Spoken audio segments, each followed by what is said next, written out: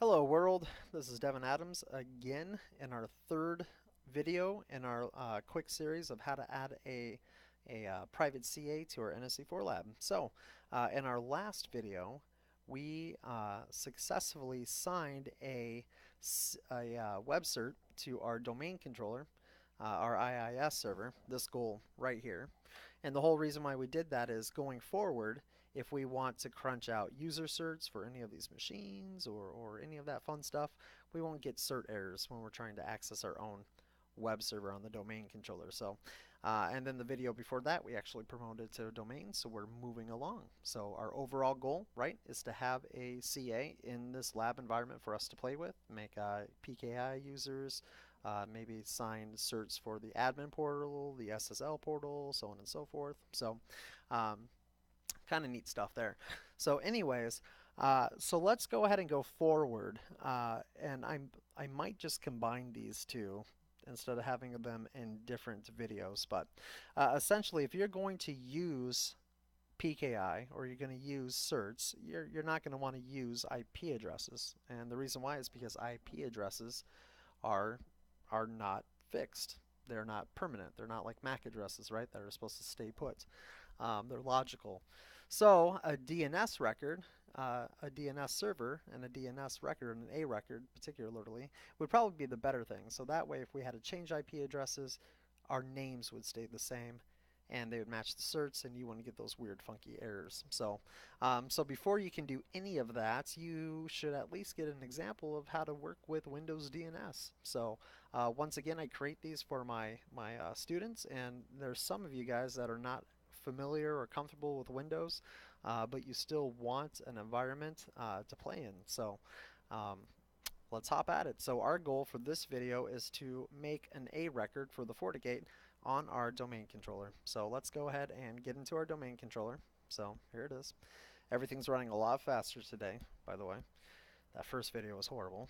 Anyways, but if you have a domain controller, right, which we did earlier, you do have a DNS server. So because the two are very dependent on each other. So let's go ahead and load up our server manager. All right. And once we actually get, there we go. Once you see these over here on the side, you know you're good to start clicking around. But here we go. Let's go to our DNS server. And here are our DNS records. So if we go to our forward lookup domain, there is the itninja.lab that we created earlier. And as you can see, as PCs join, they get a DNS entry dynamically. So this is exactly, by the way, how the single sign-on works when it does the IP verification and all that good stuff.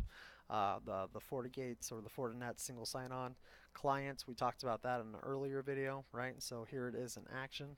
But anyways, so but right now, what's happening is when we go to a web browser and we go to our FortiGate, we have to type in an IP address, 10.0.1.254. So not a big deal on if it's on the if it's on the internal side of things, right? But if we're going to start making like certs, we still don't want IP addresses. So let's go ahead and make an A record. So actually, you know what? Before I do that, I'm just winging this. Let's actually make a reverse lookup zone. So you have to create this to begin with, but before you can make pointer records, you have to actually create the zone for it. What's a pointer record? It's kind of like caller ID, right? Instead of taking something like dc1.itninja.lab and getting an IP address, it takes an IP address and it can do a reverse lookup and get the dc1.itninja.lab from an IP address. So let's do that real quick because we might want it in the future. So I'm going to say new zone. We'll hit next, and we can just keep them all in primary and with the Active Directory. So, yep. And here we go. We're making an IP4 reverse lookup, and then we're going to right up here put the first 3 octets into our window here. So that is our local network. Right over here, you can confirm that. We hit next, and we hit next, and we hit finish. So that looks wrong by just looking at it, but that's because it's reversed. So it's saying 10.0.1 and then whatever the last number is, and then we can make a record for that. So that's going to make sense here in just a moment. So, but let's go ahead and make a DNS record for our FortiGate. All right, so our FortiGate is living at 10.0.1.254. Okay, so I'm going to come over here. I'm going to say a new A record, and the name is going to be Firewall 1. So the fully qualified domain name is going to be firewall1.itninja.lab, and it's going to be going to 10.0.1.254. Then we can add the host, but before I do that, I'm also going to create a pointer record for it. All right, so there we go. It's now been made. And why is that so fun? Why is that fun?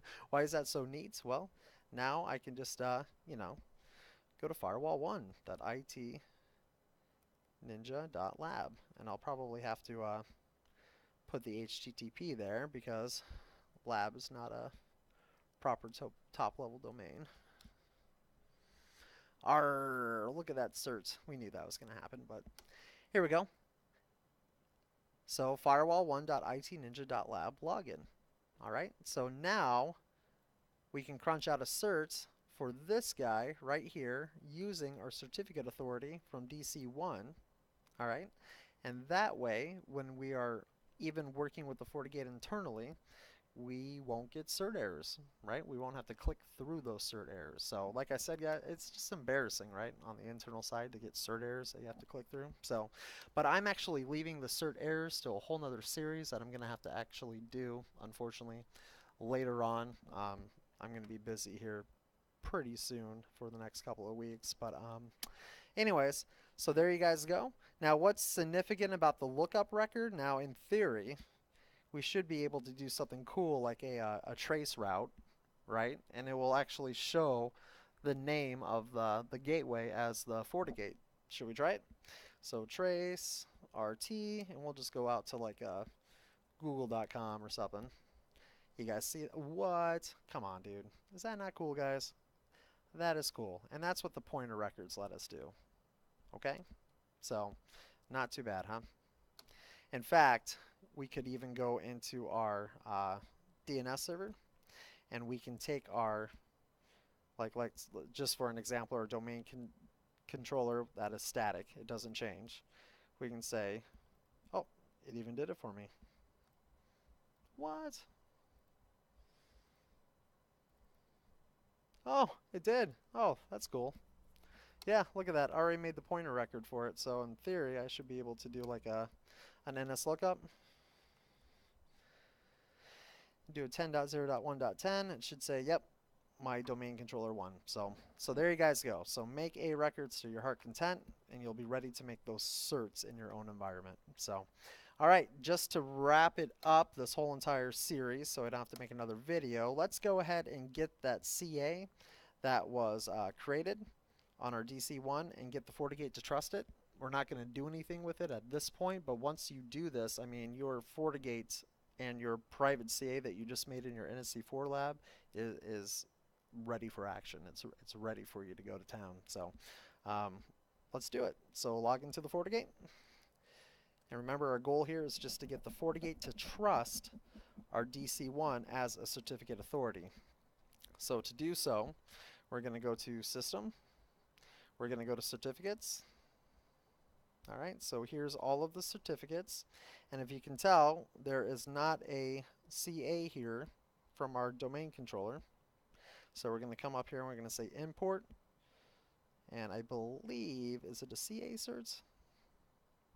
CA cert from our local PC. All right. Now, if you go to network,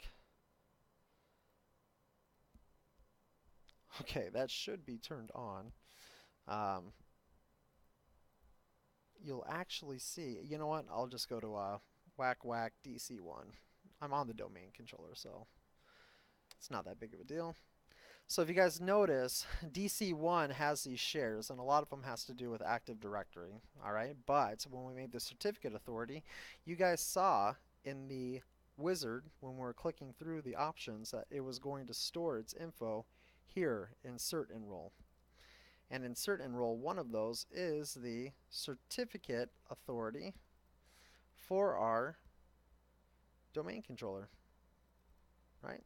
So we're going to click it, and we're going to hit OK. And there it is. All right, not too bad. So now the FortiGate is going to trust the DC1 CA IT Ninja. Now, if you're going to do that, though, we are going to want the revocation list in there also. So let's go ahead. And by the way, I just realized something. Let me delete that. I was doing this earlier, and I actually had to uninstall the role, and this is before I was recording, because it crashed on me. I realized I had 2 certs there, didn't I? Never mind this next step. You should only have 1 if you've been following along. But you guys see how I have duplicates here? I'm just going to take the one that was the last modified. So, because these right here are actually not relative anymore. Anyways, there we go. Certificate revocation list. All right, right here. That's the correct one. That's the one I was looking for. Okay. They look identical, and that's because they are. I just my actual laptop crashed when I tried doing this the first time. All right, so here we go. And then to get the revocation list in there, we're going to go to CRL. All right. And we're going to go to local PC. And we are going to grab that guy right there. And like I said, you won't have these bottom ones here. So, all right. And there it is. A little green check mark. So as you're playing around now, and like let's say we make a user cert on the domain controller, right, using its certificate services, the FortiGate will be presented with that user cert. Come here, see that it's a CA that's trusted, and let that user through. But at the same time, if that user is revoked for some reason, they will get added to the CRL 1 down here. So, and to do those changes, to do those increments, those incremental changes, you go to import CRL, right? And that's what that second file is. If you guys notice, there's a file with a plus sign. That is just adding the changes in, because these can get quite large. See how there's not 2 of them there? It's just depending any changes or the latest changes into that CRL list, because it is a long static list on a real production network. Now, in our little test environment here, our little playground, we could actually just import the full list every time, because it's not going to be very big. So, but that is it, guys. So this thing is actually completely ready and set up for my next set of videos, which is going to be what? Cert errors. I'm going to take cert errors, and just try to tackle them one at a time. I might not get around to it anytime soon, but I've had a couple of requests to do a couple of different videos, but hopefully this will give you enough to play with on your own time. I say play, but you know, I mean like study. Okay, so, but yeah, guys, we promoted our DC to a certificate authority. We signed the web cert. We made an A record for our FortiGate, and we also had the FortiGate trust our certification authority, our certificate authority, and also we did the certificate revocation list. So hopefully someone found that helpful. If not, or no one ever sees this, I'm just talking to myself. Anyways, until next time, guys, take it easy.